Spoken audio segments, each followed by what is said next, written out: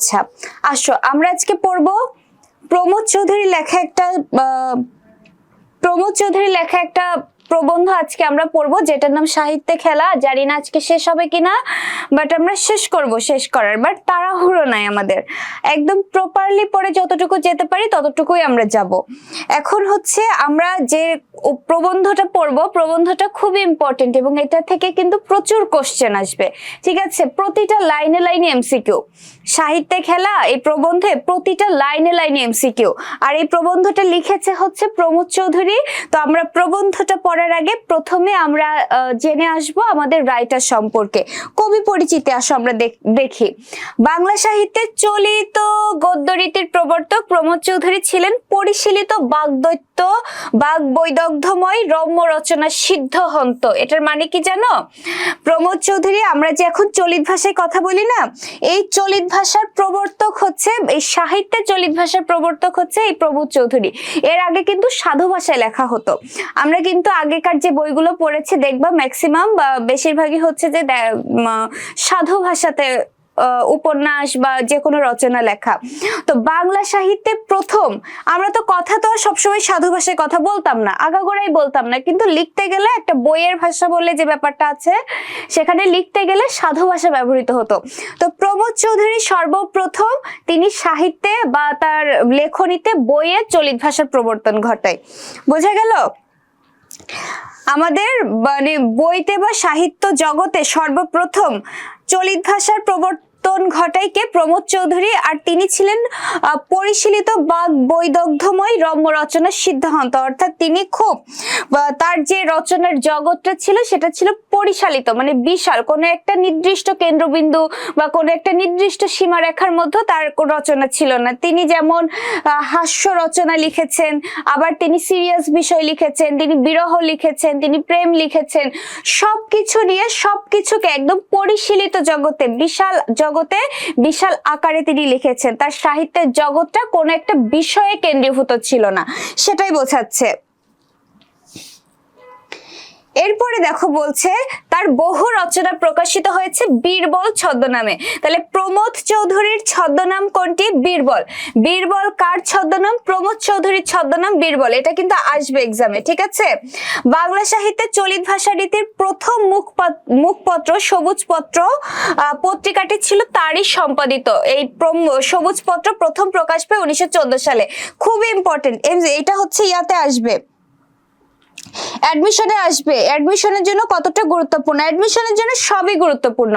আরেকটা কথা, গ্রুপে আজকে রাকিব ভাইয়া মেসেজ দিয়েছে, আমি দেখেছি যে তিনি বলেছেন যে অ্যাডমিশনে এক্সামটা হয় হচ্ছে কলেজের সিলেবাস অনুযায়ী। কথাটা সত্য, বাট পুরোপুরি সত্য না। শুধুমাত্র কলেজের সিলেবাস না, এটা কিন্তু মাদ্রাসা বোর্ডের সিলেবাসও কভার করা হয়, ঠিক আছে? মাদ্রাসা বোর্ড থেকেও আসতে পারে। কাজেই তোমরা যারা অ্যাডমিশন দিবা অত বৃহৎ আকারে খুঁটিনাটি না পড়লেও যে যার বোর্ডেরটা তো অবশ্যই পড়বা, কিন্তু আদার্স যেটা, যদি তুমি কলেজ বোর্ডের হয়ে থাকো তাহলে মাদ্রাসা বোর্ডের সিলেবাসের যে এক্সট্রা 2টা বা 3টা কবিতা গল্প রয়েছে, আর যদি তুমি মাদ্রাসা বোর্ডের হয়ে থাকো তাহলে কলেজ বোর্ডের যে এক্সট্রা 2-3টা তোমাকে পড়তে হবে, সেগুলো সবারই নলেজে রাখা উচিত, ঠিক আছে? যদি তোমার টার্গেট অ্যাডমিশন হয়ে থাকে তাহলে 2টা বোর্ডই ফলো করা উচিত। বোঝা গেল? আচ্ছা, এরপরে দেখো চলিত ভাষাতে বললাম না যে আগে কিন্তু সবকিছুই সাধু ভাষাতে লেখা হতো। তো সর্বপ্রথম একটা পত্রিকা প্রকাশ হলো, যে পত্রিকাটার নাম হচ্ছে সবুজপত্র, এবং যেটা প্রমোদ চৌধুরী সম্পাদনা করেছিলেন 1914 সালে, যেটা প্রকাশ হয়েছিল। এই সবুজপত্রের সর্বপ্রথম চলিত ভাষায় লেখা আরম্ভ হয়। বোঝা গেল? সবুজপত্র কিন্তু খুবই উল্লেখযোগ্য একটা পত্রিকা। তোমার অ্যাডমিশন টেস্টের জন্য এটা খুবই গুরুত্বপূর্ণ, এই ইনফরমেশনটা, যে সবুজপত্র প্রকাশিত হয় কত সালে? 1914 সালে। সম্পাদনা করেছেন কে? প্রমোদ চৌধুরী। বাংলা ভাষার প্রথম চলিত ভাষারীতির পত্রিকা কোনটি? সবুজপত্র। তাহলে আমরা কেউ আর ভুল করব না। বোঝা গেল?